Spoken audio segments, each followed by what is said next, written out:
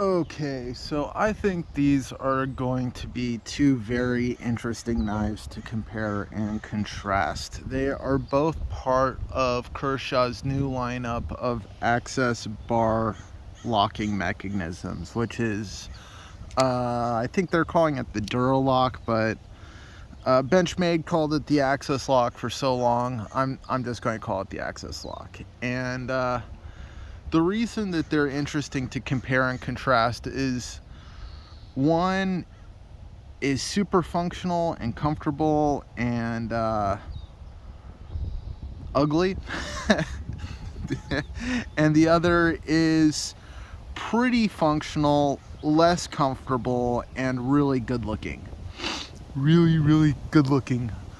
And I don't need to tell you which one's which, do I?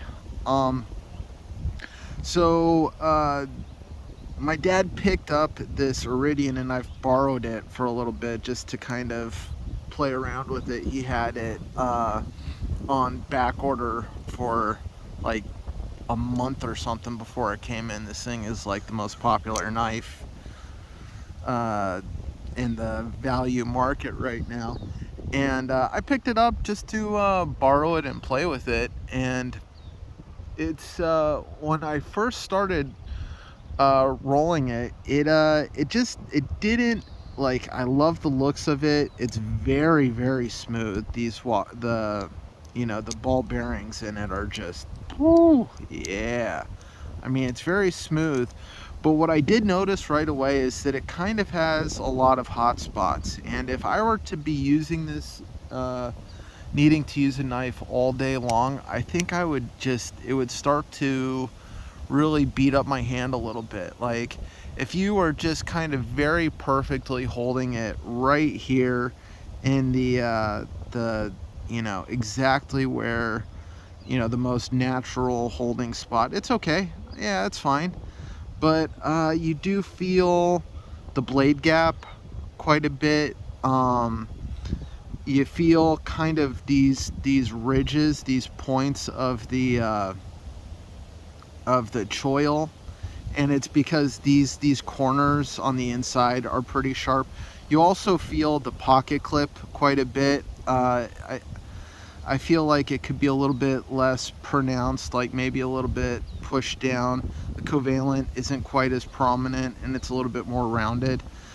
And yeah, it's less comfortable, but it's really smooth, and the lock bar works pretty darn well for its design. And it's a great looking knife. Whereas, and I'll just really quickly, the blade shape is a bit unusual. It's kind of like a modification, or just, it's a leaf shape with like just kind of an interesting ridge on it. And yeah, it's a good knife. It's more of a looker. And then the covalent is not a looker at all. I mean, this plastic, when I first got it, especially looking at the backspacer, I was like, damn, that looks like McDonald's Happy Meal toy right there. It just looks cheap, but it just works so good in my hand. Like, I really like the blade shape. That is your classic nice sweepy broad drop point. No thumb studs on it, so it's just open. There's no obstruction on the blade. It's got great jimping. It's a great blade. And everything else, even the metal access lock tabs look plastic, even though they're not plastic. I mean, it's but it's so good in my hand. The only other thing well, no, I'll get to that in a sec. But but the way I hold it, the natural grip is excellent. Like, I don't feel any hot spots. I maybe slightly feel the pocket clip, but it's really, no, like, it feels good. I can choke up on it, and that's pretty fine. Like, I do feel the flipper tab just a little bit under my forefinger, but that's completely fine. I can kind of, like, do the reach out fingertip grip on it. And it feels great. And the the lock bar itself, like under my fingers, it just feels nice. And then the action on it, it's like, okay, so when I first open this, it's kind of like gritty the way the lock bar flows against the blade, and I actually thought that was maybe the flipper tab or something was rubbing against the plastic. That's kind of how it feels. But what it's really doing is it's forcing the blade out as you pull down the lock bar, and amazingly, like, sucking it back in when it's going the other way. I don't know how it works. It's like, you know, like a centrifugal motion machine of lock bars. But the action is so much, it's not as smooth, but it's easier to operate, which is kind of the whole story of the knife in itself. Like, you could break the action of this knife into an allegory of the whole knife itself. Not as smooth, great in hand, right? Look at this, watch. I'm not going to flip or anything. What? Yeah, and then with this, right, it just kind of, you really do have to guide it in and out, and you really have to work on your timing with the Iridian to know where it is, but it's super smooth. God, but it's so much gooder looking, better looking. I really hate the backspacer on this. It just looks like so McDonald's Happy Meal. Not that, you know, kids should be getting pocket knives in their Happy Meals or anything, but it just looks like that kind of plastic. Before I forget, I want to comment on these pocket clips, because once again, it's looks versus rewards. This pocket clip, it's recessed, it's flat, it just works great, right? Except, you know, it bites you a little bit right here, and we'll get into the real bite in a second. But and then the Iridian has like just a nice comfy rounding to it. It's not flipped out as much. This can be an issue.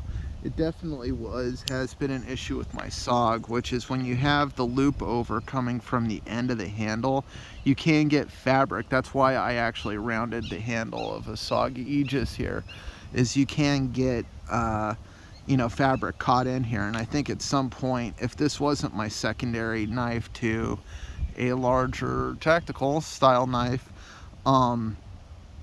you know, I would care more, because you know, if it gets hooked up a little bit, I don't care if I have to spend more energy drawing it.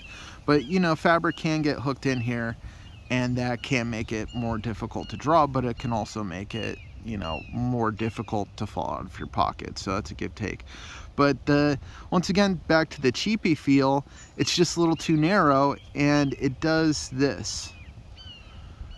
And you actually do feel that, because you're kind of bracing your finger against it a little bit when you're running the access bar sometimes, and you can kind of feel that shifty flexing in the pocket clip, which makes it just, yeah, less impressive. Boy, what else should I say about this?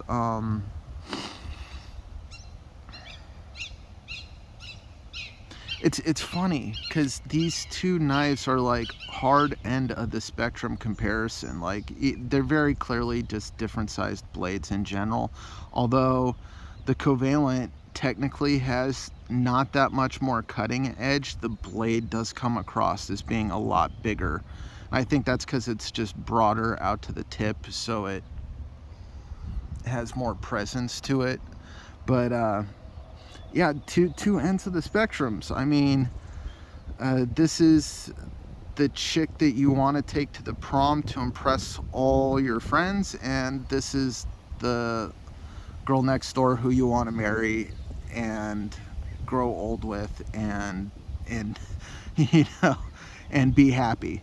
It's just kind of those two things. I haven't looked at either of the other two Kershaws yet. Maybe there's a happy median in between, and I suspect there is, but the reason I didn't grab either of the other two Kershaws is because this Kershaw is biting me. And I mean, like, if you see these 3 cuts on my palm, that is because when I do the access bar thing, if I get my palm too deep around the end of the knife to pull the lock bar down, this blade will swoop past my palm. I'm not going to cut my hand again to show for the video, but like, I mean, if I go this way, you can see that it's like rubbing my hand as it goes out, and if it does that going in, it'll slice my hand.